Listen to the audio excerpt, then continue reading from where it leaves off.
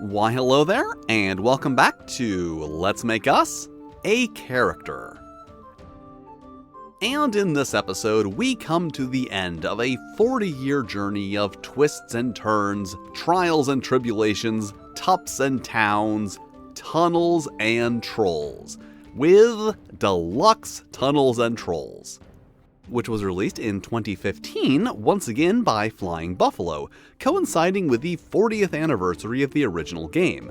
And just for some cultural and historical context on 2015, that was 1 year after the release of Dungeons & Dragons 5th edition, and the year that Critical Role premiered, which, regardless of your opinions on those things, does give you a general idea about the landscape of TTRPGs at the time. And this is, of course, the final edition of Tunnels and Trolls, for now at least, but definitely the last classic edition of Tunnels and Trolls. And it is probably also the most Tunnels and Trolls edition of Tunnels and Trolls. Of course, whether that is a good thing or a bad thing is very much a matter of opinion. So let's get into this very special and deluxe episode, and let's make us a Deluxe Tunnels and Trolls character. However, before anyone makes anyone anything, I would like to discuss the book itself, because there are some interesting things to point out here. This is, at its core, a revised version of 5th edition. Some of the updates from 7th have been carried through, but overall 7th edition is only really remembered when it's convenient to do so, and remembered correctly even less. And when I say a revised version of 5th edition, I don't mean a revised version of the 5th edition rules. I mean a revised version of the 5th edition book. Like, the best praise I could come up with for the 7th edition book was that it was a single coherent set of rules, which I could not say about 5th edition or Deluxe, because it goes back to the weird core rules and elaborations format where rules are just kind of arbitrarily assigned to one of two sections, or both. Of course, that is actually down from 3 sections of arbitrarily assigned rules in 5th edition. And they've also returned to the weird numbered sections and subsections of 5th edition, but actually worse because the numbering isn't even broken down by section anymore, which really kind of defeats the purpose. At least they do also include page numbers this time, which is helpful considering this book is more than 3 times as big as 5th edition. Of course, the choice of whether to reference page numbers or section numbers is fairly arbitrary, as is everything in this book, and a lot of the page number references are just wrong. And I feel like that is enough complaining about the book itself for now, so let's get out our official Deluxe Tunnels and Trolls character sheet. And unsurprisingly, we have 8 attributes: Strength, Constitution, Dexterity, Speed, Luck, Intelligence, Wizardry, and Charisma. And of course, we roll 3d6 for each of those, noting any triples with an asterisk for reasons that we will not learn until we get to section 3.34. And from here, we do have an option. Kind of. The rules offhandedly suggest that you could roll your attributes and then assign them as desired, and as player and GM in the scenario, I have the unchallenged authority to make that decision and show you all just how broken a Tunnels and Trolls character can be. Or I could just try to be reasonable with it and give you a more realistic demonstration of the rules as intended. So as we content creators often do when faced with tough decisions like this, I asked you, the viewers, and it seems that you overwhelmingly want me to go whole hog on this, so I will be assigning those roles as desired, and making some other questionable decisions along the way. And with that out of the way, we move on to Kindred. And as expected, our options are human, dwarf, elf, fairy, hob, and leprechaun, who are now restricted to wizard or rogue, along with the implication, but of course no explicit specification, that the restriction on spell buying has been slightly relaxed. and of course still get their natural teleportation ability. But this time, leprechauns aren't the only kin type with special rules, as humans have been given the slightly overpowered ability to re-roll any failed saving roll as long as it's not a fumble. And this is one of several points in the book where a mechanic is introduced and then immediately stated to be overpowered and that maybe it should be toned down or restricted. And if there is one thing that I hate seeing in a game, it is this weird wishy-washy refusal to stand behind creative decisions. Like, this is actually worse than constantly trying to justify your rules. It is a refusal to even try to justify them. If this ability is so strong that it should be restricted to a number of uses per session, then that should be the rule. Make a decision and stand by it. And we made an elf in the 1st through 4th edition video, a hobbit in 5th, fairy in 7th, and leprechaun in alternative 7th, and let's be honest here, Grimbar has been doing a fabulous job repping dwarves in all 4 videos, leaving us with human. However, what if I told you that there was a secret 7th, 8th, 9th, 10th, etc. option? Going all the way back to 1st edition, attribute adjustments were provided for other kin types, and starting with 5th edition, usable adjustments. And considering that this is the final classic edition of Tunnels and Trolls, and I did say I would be making questionable decisions, what if we made a troll? However, just to be slightly reasonable with this, I will go with Forest Troll, which is the weaker of the Flesh Trolls, which are the weaker version of Rock Trolls, so called because they are made of stone, with Flesh Trolls being the result of an organic creature ingesting a piece of a true troll's heart, causing them to transform into a troll-like creature themselves. And if you were wondering why I never mentioned cool lore stuff like this before, it's because neither did the rulebooks.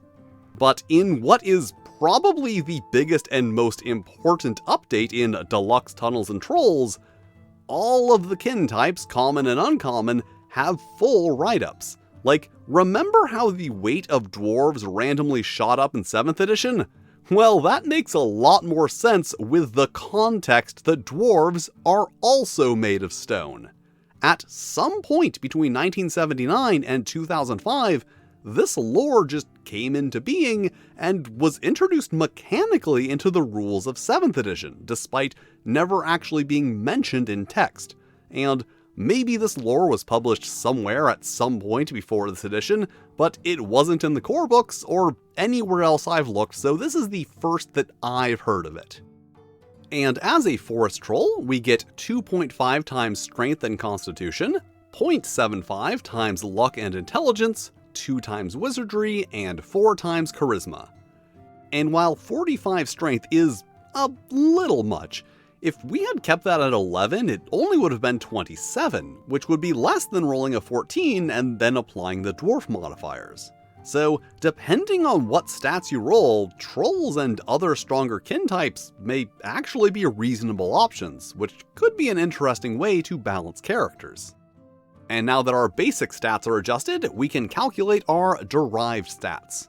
First up, personal adds, which is 1 for each point of strength, dexterity, luck, or speed above 12, and with strength 45, we have plus 33 adds, but nothing from the other attributes, so hopefully we can get by with just that measly plus 33. And there have been some changes made to the combat adds. Specifically, you no longer take a penalty for scores under 9, and they have done away with separate missile adds, which is weird for 2 reasons. 1, there were no special rules for missile adds in 7th edition, released 10 years before this, and 2, the exact phrasing of, which put a premium on dex and luck but gave no benefit for strength and speed, does not reflect any edition of the game that I am aware of. As mentioned, in 7th there were no special rules, and in 5th you just counted your dexterity twice, nothing involving luck or excluding strength or speed. So unless they are referencing rules from the French exclusive 8th edition, I must assume that it's yet another instance of Ken St. Andre confusing published rules with his own house rules, or ones that he thought he wrote at some point but didn't. But let's just move on to weight possible, which as always is equal to strength times 100 1/10 pound weight units, so 4,500. And if you are wondering why it is strength times 100 1/10 pound units instead of like, I don't know, strength times 10 pounds, there really is no reason beyond that's how we did it back in 75. Or 74 actually, as measuring weight in 1/10 pound coin units is one of the very few things from Dungeons & Dragons that was kept in Tunnels & Trolls. The difference being that D&D didn't keep using it into the 2010s. But now onto languages, and the system for languages has been changed, so now characters begin knowing their own native language, but must roll to learn additional ones, with each language having specified difficulty levels to learn to speak and sometimes read and write. And we get to roll for one additional language for each 3 points of intelligence above 12. For example, with an IQ of 13, roll once, IQ of 19, roll 3 times. And if that math seems a little off to you, yeah, that's about the overall level of polish in this book. And we do not have a high enough intelligence for additional languages, which is fine because we also don't have a spot on the sheet to write them. And finally, height and weight. So we roll on the height and weight table, and 12 is 5'10" and 165 to 195 pounds. And since I do not like being given ranges when I am rolling on a random table, roll a d30 and 168 pounds. Then times 2 height and 4 times weight for 11 foot 8 and 672 pounds. Then we move on to Archetype with the usual options of Warrior, Wizard, and Rogue, and kinda Specialist, in another case of this being the most Tunnels & Trolls edition of Tunnels & Trolls. In the basic core whatever rules, Specialist is not an actual archetype, just presented as if it is one. What a Specialist is just any character who rolls triples on their attribute rolls, and then invokes the triples add and roll over rule, or Taro. So, this entire page has no reason to exist. The single paragraph of useful information could very easily replace the paragraph that does nothing other than refer you to this useless page. But regardless of how pointless the journey was to get here, that does mean that we get to roll another 3d6 for strength, and 11 plus our base of 18 times 2.5 for a total of 72. Then recalculate our adds of plus 60 and weight possible of 7,200. And in the book's defense, archetypes are presented before kin types, so you would have that information before applying kin adjustments. But you should have that information as part of the basic rules for rolling up attributes, so not really a valid excuse. And if you're thinking that that's pretty bad, but not quite the most Tunnels & Trolls, oh, I am just starting here. Remember how I said that the rules were arbitrarily assigned to one of 2 sections, or both? Well, that's because the elaboration section provides a complete second set of archetypes, which starts off a little weird, so I'm just going to read this whole opening quote. I think characters can be much more complicated than what is presented in the basic core rules of Deluxe TNT. In my version of the game, the classic character types of Wizard, Warrior, and Rogue only apply to humans, and maybe a few non-humans integrated into human society. And perhaps this is another controversial take here, but maybe all of your designers should actually be working on the same version of the game, and if one person refuses to do that, they should not be a part of the design team. So as I said, what we have here is a completely separate set of classes that seems to be suggested only for human characters, with new personas like Paragon, Specialist, and Citizen. All 3 of which were in 7th edition, and are mostly the same as in 7th edition with some minor tweaks. Notably, in 7th edition, a Paragon needed to roll 12 or higher in all 8 of their attributes, and now they only need to roll higher in 6 out of 8. But also, 4 of those 6 attributes must be Intelligence, Luck, Dexterity, and Wizardry. So, kind of the least and most restrictive version of the class. And now they get the complete benefits of both Warrior and Wizard without any restrictions, because it's not like anyone is actually going to use these rules anyway, and according to the rules, you're not even really supposed to. They're just kinda here. Also, it's just weirdly tacked on to the end of the Paragon section that apparently now you can be a specialist and one of the other archetypes. Except that the specialist entry seems to suggest otherwise, and on the literal same page, it is stated that a citizen cannot have any triples rolled in character generation, making a citizen combat mage literally impossible to roll up. That is how internally inconsistent this book is.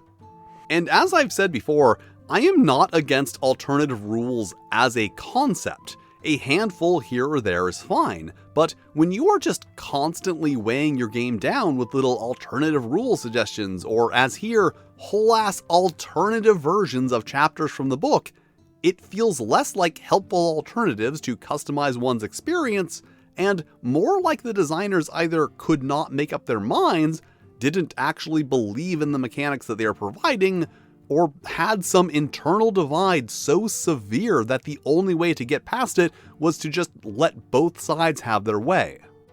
However, fortunately, I am not going to waste any more time on these rules, because this is let's make us a Deluxe Tunnels and Trolls character, not let's make us a Ken St. Andre's hastily slapped together collection of notes on his home game rules character. And we should probably take advantage of our slightly above average strength and make a warrior who also have some of the more interesting developments, such as getting to add a number of d6 to all melee weapon rolls equal to our level, which, like in 7th edition, is determined by our highest attribute divided by 10, but now is based on the highest of all attributes instead of specific ones for each archetype. Meaning that with strength of 72, we are 7th level and add 7d6 to all melee attack rolls. And if that seems overpowered, well, once again they immediately backtrack and suggest alternate rules. And once again, if you can't have faith in the rules you're presenting, why should I? Warriors also have the ability to double the effectiveness of armor, but unlike in previous editions where it was an always-on effect, it is now a thing you have to choose to do at a cost, which I will explain later. And of course, as always, warriors cannot use magic.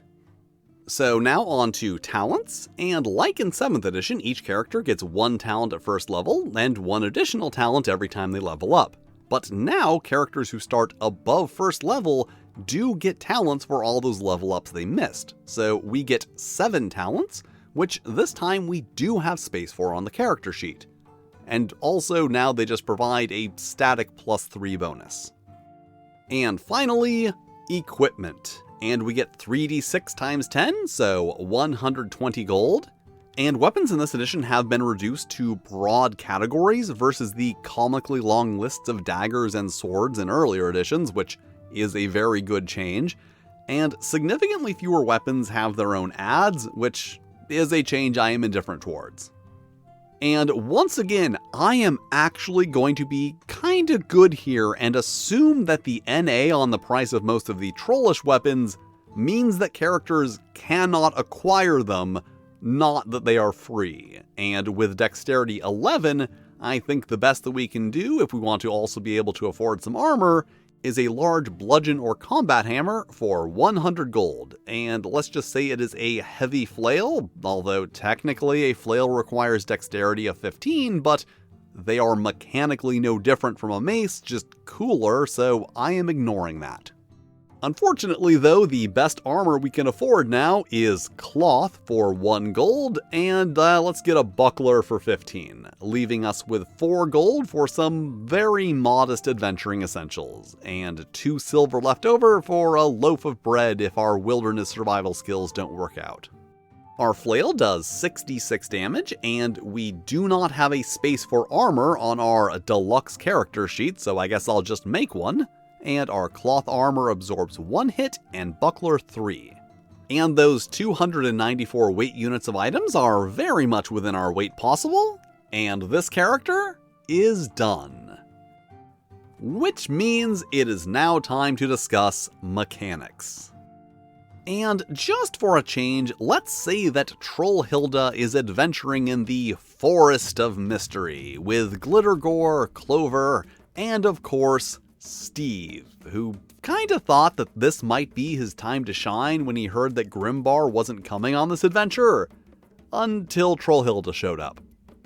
And while adventuring, they unknowingly stumble into the territory of a consortium of tree octopuses who launch themselves at the invaders. So everyone must make a level 1 saving roll, which is done by subtracting the character's luck from the base target of 20 to get a target for the roll with a minimum of 4. So Trollhilda must roll a 12, Glittergore a 4, Clover a 7, and Steve an 8 on 2d6. And also you no longer add your level to saving rolls, which isn't so much of an issue as the fact that the reasoning given is that your level is now based on your highest attribute rather than experience, as opposed to the previous edition where your level was based on your highest of specific attributes rather than experience.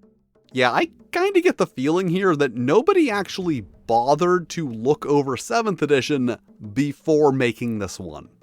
Also, having multiple paragraphs of justification for a single rules change is just a great look that exudes confidence and experience. So, Glittergore and Clover pass, but Trollhilda and Steve fail. However, Steve also rolled doubles, and much like triples, doubles add and roll over, or Darrow, which, as far as I know, is not a beloved Ultraman. And that is enough to pass, so only Trollhilda fails, taking 1 octopus to the face, and let's just say that means she is blinded until succeeding on a level 2 strength save. And then each character, pass or fail, gains adventure points equal to their roll times the level of the save. And if you have been following this series, you might find yourself asking if they actually reversed the most common sense rules change in the game's history. And yeah, they did. Kinda. Just for comparison, imagine that you opened Dungeons & Dragons 5th edition and found that they had gone back to Thaco. That is how stupid this is. Like, it's a nearly exact comparison.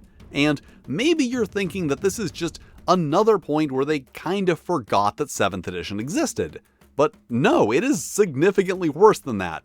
While the main text explicitly states the subtraction method, the text under the saving roll chart on the very next page states, on any saving roll, the attribute plus the roll of 2d6 must reach or exceed the target number in order to succeed. Nothing about subtraction, and a full example using those rules. And then if we go and look at the sidebar explaining saving rolls that's in the character creation section for some reason, it never actually says to subtract the value, but lists the difficulties as base values minus luck. Then immediately says, level times 5 plus 15 equals the minimum number you must roll to succeed. So, the rules for saving rolls are explained inconsistently in 2 separate sections of the book. It's as if someone tried to sneak in at the last minute and change them to the stupid version, hoping no one would notice, but also did a really half-assed job of it. Like, it even still says that 3 is always a failure, as if whoever wrote or changed that just kinda forgot that 3 always being a failure was just the translation of the minimum target of 4 rule for the additive non-stupid mechanics. Because your only options for rolling under 4 are either 3, which is a failure, or 2, which then gets Darrowed up to at least 5. And let's just say that I've been going on for about a round here, and Trollhilda can now attempt to un-octopus herself, and succeeds. And since the adventure point reward is equal to roll times level, 14. just in time to roll for Wandering Monsters. And Dragon. But not just any dragon, a serious dragon. And let's just throw in a goblin for a little extra flavor. And as usual, monsters do not have regular stats, they are just defined by a single monster rating. And combat is the same as in all of the other editions. No initiative, no movement phase, everyone just says what they're doing and then does it. So Trollhilda and Steve are going to advance on the dragon, Clover is going to fall back and attack the dragon with her sling, and Glittergore is going to do the same, but cast Take That, You Fiend. So let's just start with her. Take That, You Fiend is a level 1 spell which deals damage equal to the caster's intelligence and costs 6 wizardry to cast. However, as the rules for specialist mages have been changed and arguably only apply to humans now, we're just going to say that she is a normal wizard. And wizards reduce the cost of casting spells by the difference between their caster and spell level. And with 34 wizardry, Glittergore is a level 3 wizard, so -2. And using a magic staff allows you to further reduce the cost by a number of points equal to the caster's level, so -3 for an overall cost of 1 point. And unlike 7th edition, you do not need to make a saving roll to cast a spell, a thing that is surprisingly actually specified. So 26 damage to be dealt with later, and casting spells also earns the caster adventure points equal to wizardry spent, so +1.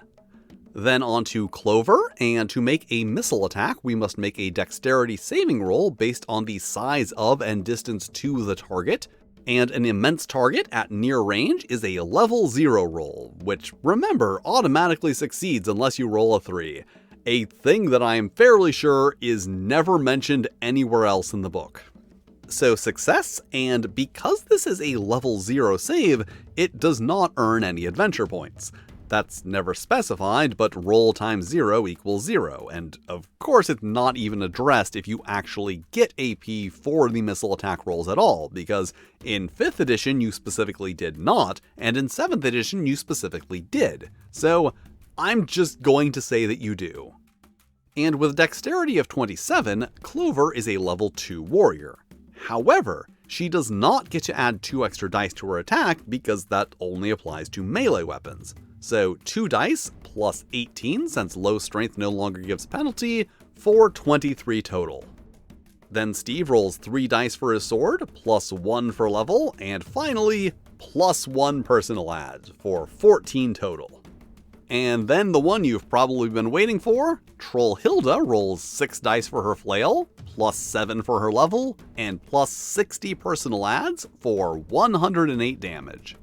And just for convenience, let's total that all up now for 171 overall for the characters.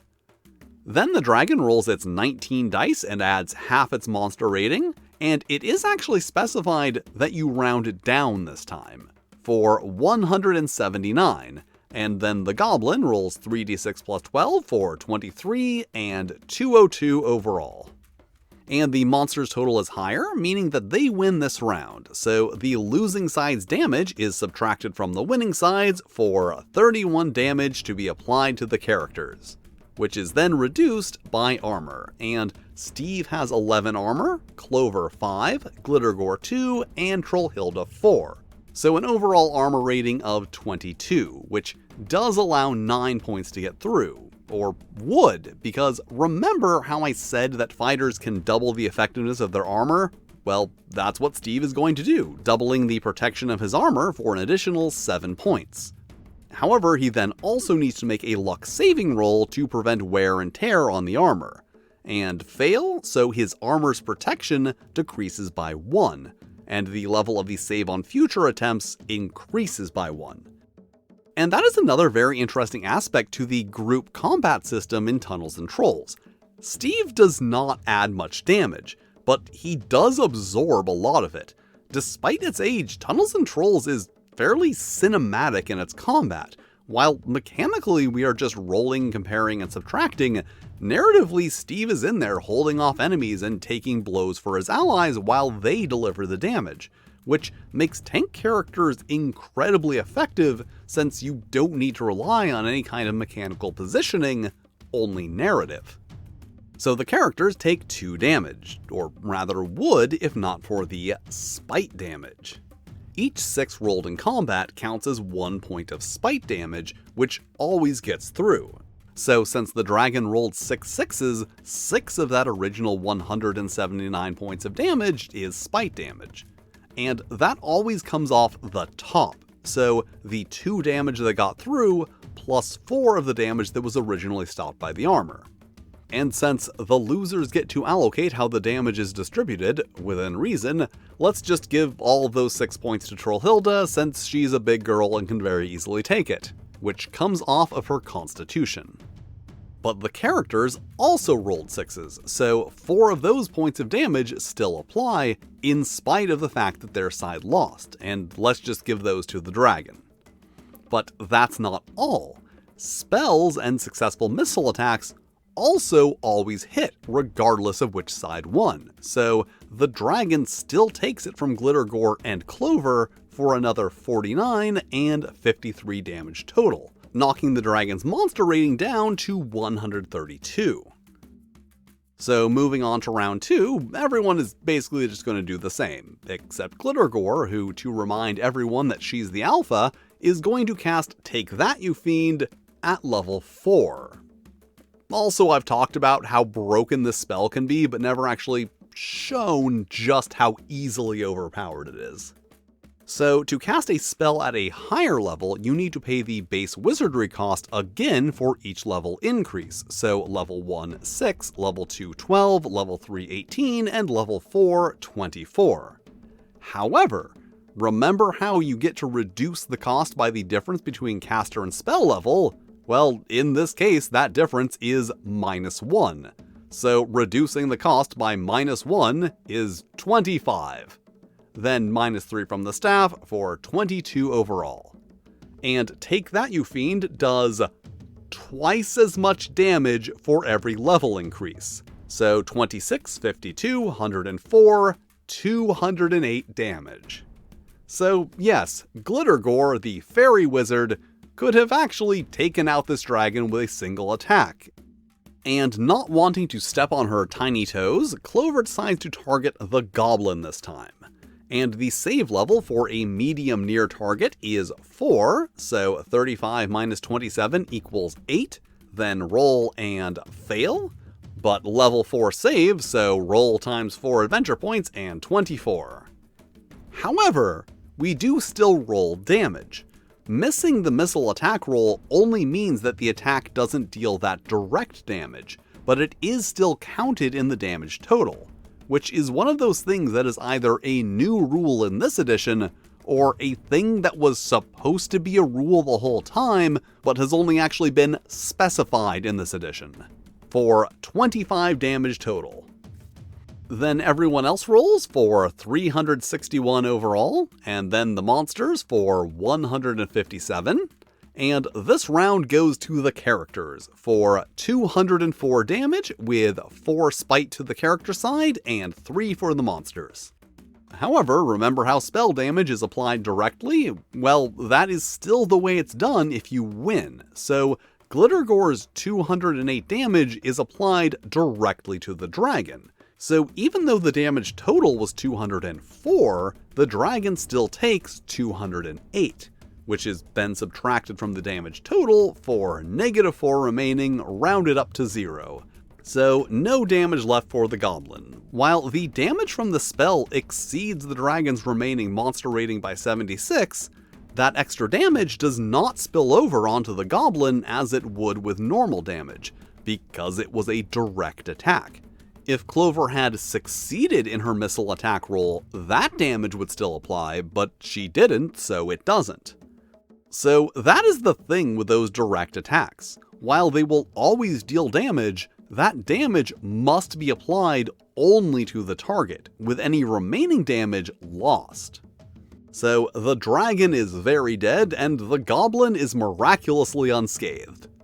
However, because the spite damage came from Trollhilda and Steve, I am going to say that that damage does spill over and finally scathes the goblin. And notably, even though the dragon is dead, its spite damage is still applied, because all of the math done here is a summary of the entire round of combat, not like a single attack. So Trollhilda is going to take 4 for the team, and that's the end of round 2.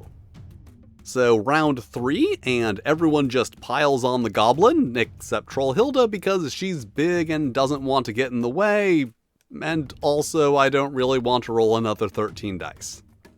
So roll the attack, and notably here, Glitter, Gore, and Clover are both wielding weapons that do have base adds in addition to their personal adds. And since she is now using a melee weapon, Clover does add 2 dice per her level. And 81 versus 23 for 58 damage to the goblin, who is now just a vaguely goblin-shaped stain on the forest floor. Which means that combat is over, and for defeating the monsters, our brave heroes receive adventure points equal to their total monster rating, so 185 plus 24 is 209.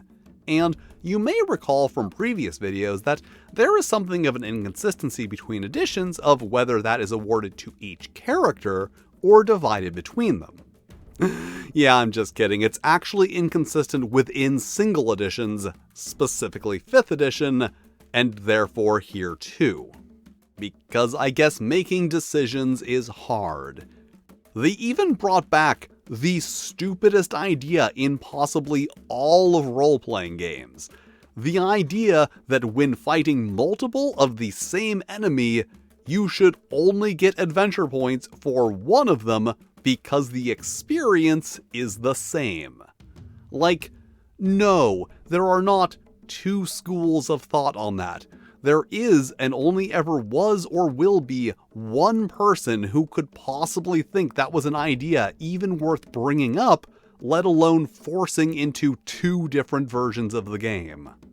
And as I said in the 5th edition video, if you defeated 2 dragons and the GM just smugly told you that you only got experience points for one of them because you didn't learn anything new from fighting the second one, you would be very justified in never playing with that person again, and also powerbombing them through the table on your way out. Anyway, let's just say that everyone gets full monster rating adventure points because why not? And head back to the Deluxe character sheet. Unfortunately, they did remember the best update from 7th and 7.5, so instead of adventure points only being relevant upon reaching certain arbitrary thresholds, you can spend them to increase your attributes at a cost equal to the current value times 10. So if we wanted to increase our luck from 8 to 9, it would cost 80 adventure points. Then from 9 to 10, 90. Which is what I'm going to do, because luck is used a lot and having a low luck score is not convenient. So 170 adventure points for 2 points of luck and 62 remaining. And once again, I just really like these kinds of point-buy advancement systems because it encourages you to spend your points building up low scores instead of just super stacking your high ones. Like, in this example, 2 points of luck cost 170 points. 2 points of con would have cost 550, and 2 points of strength 1,450. But if you were just given 2 points to put into any attribute upon reaching an arbitrary threshold, you really wouldn't want to waste those on anything other than your highest value attributes. And that was a Deluxe Tunnels and Trolls character. And as the definitive edition of Tunnels and Trolls, it's okay. Honestly, when it comes to this series as a whole, I think the best way to sum it up is, I'm not mad, just disappointed. When I read 1st edition for the first time, I was blown away by how innovative it was for a game from 1975. Like, I stick by my argument that it should be considered the first true role-playing game, as the first to divorce role-playing from wargaming. But then as I moved through the later editions, I just found myself being less and less impressed. To the point where when I was reading Deluxe Tunnels and Trolls, the most remarkable aspect was just how outdated it felt for 2015. And it's not just the mechanics, the presentation, the organization, the writing. With each edition, everything just fell further and further behind the curve. Like, if this edition had come out in 1990, I'd be saying, yeah, it's a little outdated, but hey, at least they were making an effort to keep up with the new Dungeons & Dragons 2nd edition. But this came out in 2015, 1 year after Dungeons & Dragons 5th edition, 5 years after Apocalypse World, 21 years after Street Fighter the Storytelling Game. To put it bluntly, a point at which the bar had been raised significantly from where it was in 1979. And this game does not only fail to rise to meet that new standard, it seems to consider itself above trying. Tunnels and Trolls is a series that not only stubbornly resisted change, but seemed to take pride in its own stagnation. Which has led us to this point, and overall I feel that much like 7th edition before it, Deluxe Tunnels and Trolls is more lined up for a nostalgic market than an undiscovered audience. Like, there are some good updates here, some very good updates, but there's just as many bad decisions and general laziness in the design and presentation. It is much less a new edition of Tunnels and Trolls for 2015 than it is a minor revision of a game from 1979. And if that's all you're expecting, it's fine, good even. But if you're going into this expecting something that feels like a single cohesive set of rules that were all written at the same time with the intention of being a single cohesive set of rules, you are probably going to be disappointed and possibly confused. So now we have reached the end of this particular part of this particular journey. And for better or worse, this was the final Tunnel and Troll. Okay, yes, there is another one coming out this year probably, but this was the last of the classic Tunnels and Trolls with direct involvement from Ken St. Andre, because honestly, Rebellion probably looked at Deluxe and 7th edition and just said, yeah, let's not bother with that. And thank you for watching. If you enjoy the wacky things I say and do, you can follow me on Blue Sky and/or Tumblr. You can also join me live on Twitch, where sometimes things get a little weird. And extra special thanks to my Fightin' Flail Snails, Broken Unicorn, D-Stex, Diablade, Just Dave, Nikolai Snowtail, Puggo, Randy Mulholland, Ramogus, Renee D, Stephen Kramer, Tila Glar, Toshirokuro, and Tyro the Fox. If you want to be cool like them, check out my Patreon or YouTube channel memberships, 2 different things that provide similar but distinct benefits. But if you don't want to do that, that's cool too. You can still hit all the lovely buttons, like, subscribe, these other videos that have mysteriously manifested from the ethers, which I am sure are lovely videos that you will also enjoy. And I will see you next time.